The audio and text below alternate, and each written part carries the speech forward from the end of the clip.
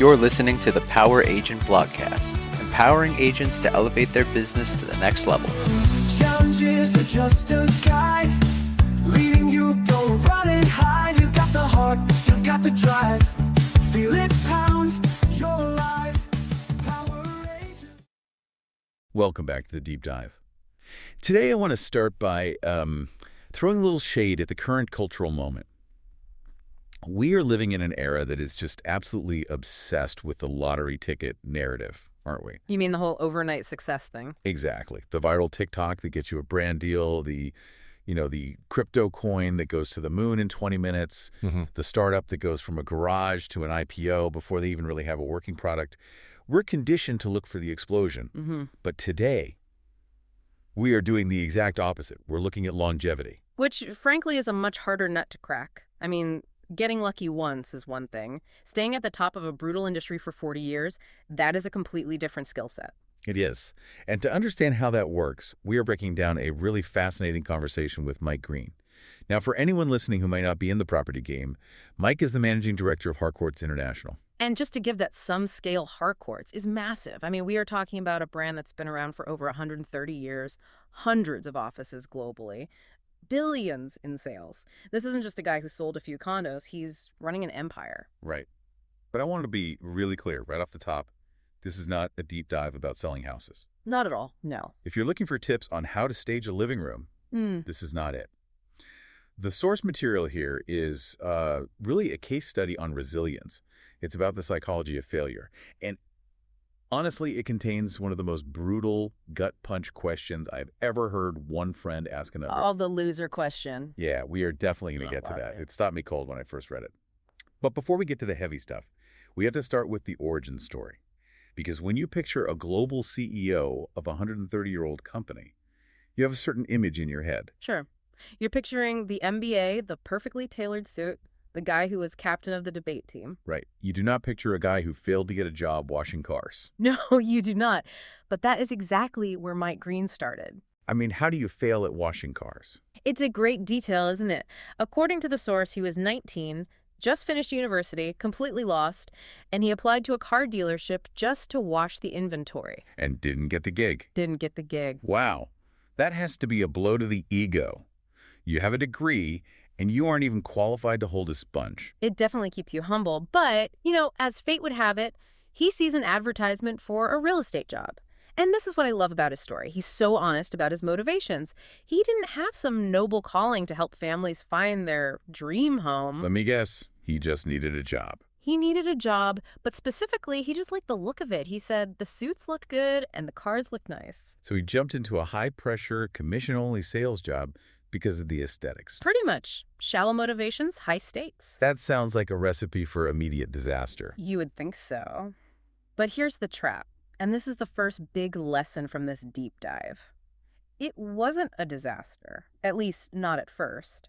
Mike entered the industry during a boom cycle. The hot market. The hottest. Interest rates were good. Inventory was moving. Mike was young, energetic, and he just sort of fell into money. He was cashing checks, buying the suits, driving the car. He felt like he was a natural. But wait, isn't that a good thing? I mean, who complains about making money right out of the gate? Well, Mike complains about it in hindsight. He calls it a false start. See, when the market is that good, it masks competence. You don't actually have to be good at your job to succeed. You just have to be present. So the rising tide was lifting his boat, but he thought he was the one lifting the boat. That is the perfect analogy. He admits now he didn't know how to do anything real. He didn't know how to prospect for new business. Okay. He didn't know how to negotiate a tough deal. He didn't have any systems. He was just an order taker. He was a cashier at a store where everyone was buying. Exactly. And the problem with being a cashier is that when the customers stop walking in the door, you don't know how to go out and find them. And inevitably the market turned. It always does. The boom ended, interest rates shifted, the phone, which had been ringing off the hook, just went silent. Open houses were empty. And suddenly, Mike is standing there, bills to pay, realizing that his talent was really just timing. That is a terrifying realization. It's the emperor has no clothes moment, but you're the emperor. It's a total crisis of identity. And the source describes this as the filter. This is the moment where, 80% of people quit. They say, oh, real estate's too hard, or the economy is bad, and they go find a salary job. Right. Mike faced a binary choice: walk away or actually learn the job he had been pretending to do for 2 years. Okay, so this is where we get into the mechanics of longevity. Yeah. Because learning the job sounds a bit vague. What does that actually mean here? What are the fundamentals he skipped? It means the unglamorous, boring work that no one wants to post on Instagram. It's what we can call the consistency algorithm. Mike realized he had to stop waiting for business and start hunting for it. So cold calling. Cold calling, door knocking, database management. It's sitting at a desk for 3 hours a day, entering names into a system, and calling people who probably don't want to talk to you just to keep a relationship warm for 3 years from now. See, that sounds miserable. That sounds like the opposite of the whole suits and cars dream he had. It is miserable if you don't have discipline. But this leads to what I think is the most encouraging and also maybe the most annoying insight from the entire source material. Okay. Mike Green has overseen thousands of agents. He has watched people succeed and fail for decades, and he makes a very, very bold claim. What's the claim? He says he has never seen someone do the work consistently and not succeed. Never. That sounds like a guarantee, and life doesn't usually offer guarantees. I know, I was skeptical too, but the key word there is consistently. And the hidden variable is time. He didn't say you'll succeed in a month. He didn't say you'll succeed in a year. So the consistency algorithm is basically effort times time equals success. Yes, but the time variable might be 5 years. And most people quit at month 6 because they aren't seeing the ROI. The architects of longevity, the people who last, are the ones who detach their effort from the immediate results. They just do the basics every single day because they trust the math. It's trusting the process over the prize. Precisely. And in a world of get rich quick, that is a very boring and a very powerful superpower. So Mike adopts this. He humbles himself, learns the basics, and actually becomes a top agent. He survives the crash. Yeah. But then he makes another pivot that I think is really dangerous. He decides to move into leadership. The transition from star player to coach. Right. And we see this in tech, we see this in sports all the time. Just because you're great at doing the thing doesn't mean you're good at managing people who do the thing. In fact, the source suggests it's usually the opposite. Yeah. This is the leadership paradox. I mean, think about what made Mike a great agent in that second phase. He had to be a hunter. He had to be aggressive. He had to be obsessed with his numbers, his commissions, his ranking. It's a selfish pursuit, really. You eat what you kill. Correct. But leadership is a complete inversion of that psychology. If you bring that shark mentality into the CEO's office, you will destroy your culture because suddenly you're competing with your own team. So how do you switch that off? How do you go from I need to win to I need you to win? It's basically an ego death. Mike talks about this concept of success becoming a byproduct. He realized that as a leader, his product was no longer real estate. His product was his people. Mm-hmm.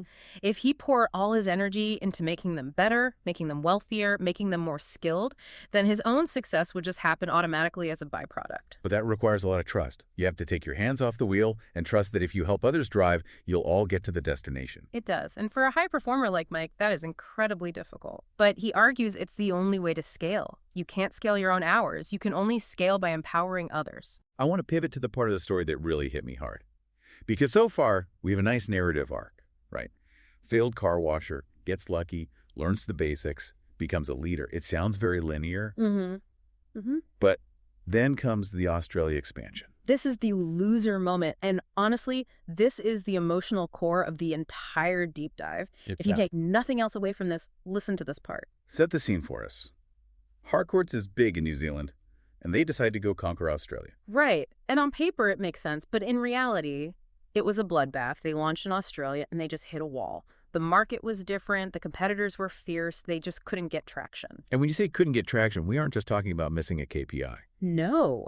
We are talking about bleeding cash, and the source notes that this wasn't some corporate war chest. Mike and his wife were writing personal checks every single month to cover payroll and keep the lights on. That is visceral. That's your savings. That's your kids' inheritance. It went on for months. Mike describes the feeling of driving to the office every day, facing rejection from the market, facing skepticism from his own industry peers who were saying, go back to New Zealand, you can't cut it here.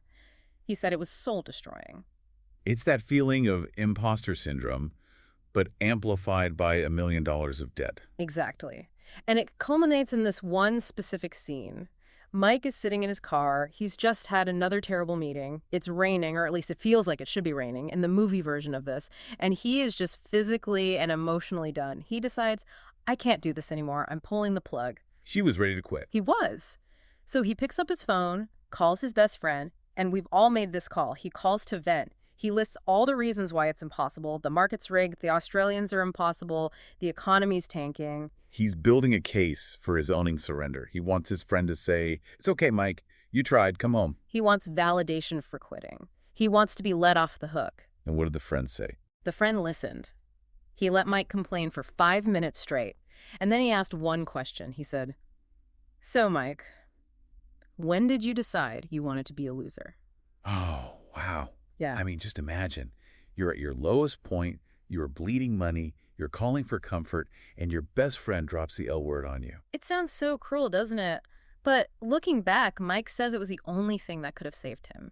Because it was surgical. How so? Because up until that moment, Mike was blaming all these external factors, the economy, the market, the competition. By asking, when did you decide to be a loser? The friend shifted the focus back to internal identity. He forced a binary choice. You can quit, sure, but if you quit just because it's hard, you have to accept that label. It's a gut check. It's asking, are you the kind of person who finishes things, or are you the kind of person who runs away when it hurts? Exactly. And that jolt of anger or pride or whatever it was, it snapped Mike out of that spiral. He hung up the phone. He didn't drive home. He went back into the office. And what happened? He went back to the fundamentals, the consistency algorithm. He recruited one good agent, then another. Then he opened one profitable office. It took years, but he turned the ship around. Today, Harcourt's is a massive player in Australia. But the terrifying part is how close he came to the edge. It literally came down to one sentence in a parked car. If his friend had just been nice, Mike would have failed. That's the boring truth of success, isn't it? Yeah. We think it's about brilliance. Usually it's just about enduring the pain 5 minutes longer than the other guy. It really is. So he conquers Australia, he builds the global empire, he wins the game, and then, naturally, he decides it's time to enjoy the spoils. He tries to retire. And in classic Mike Green fashion, he fails at that too. The man cannot catch a break. Why did he fail at retirement? Did he buy a boat and get seasick? He bought the boat, he had the time, but he found that without the fight, life just lost its color. He lost the urgency to get out of bed in the morning. And this leads to the final and maybe the most philosophical lesson from the source material, the difference between purpose and the ledger. Unpack that for us. Mike realized that he'd spent his life thinking money was the destination. You know, if I hit this number, I'll be happy. But when he stopped working, he realized that money is just fuel. Fuel for what? Fuel for the journey. But if you stop the journey, the fuel is useless. He realized that burnout, which he thought he was running away from, doesn't come from working too hard. It comes from working without a why. That's a really important distinction because we're told constantly that we need to rest to avoid burnout. And rest is important, of course. But Mike argues that if your work is connected to a purpose, helping people, building something, mentoring leaders, you can work incredibly hard and actually gain energy from it. When he cut that cord, he felt empty. So the 19-year-old kid who just wanted the suit and the car eventually realizes the suit and the car are meaningless without a mission. It's the full circle of maturity. He had to go back to work, not for the money, but for the relevance, for the contribution. He wraps up the conversation with a thought on the market that I think is really useful for anyone listening, regardless of their industry. Yes. He talks about how we all obsess over the weather. In real estate, it's interest rates. In tech, it might be AI or funding cycles. In retail, consumer confidence. The things we can't control. Right. And Mike says, the market influences your future? Absolutely. You'd be an idiot to ignore it. But it does not determine your future. What determines it? Discipline. Focus. If you're good enough and consistent enough, you can succeed in a terrible market. And if you're undisciplined, you can easily fail in a booming market.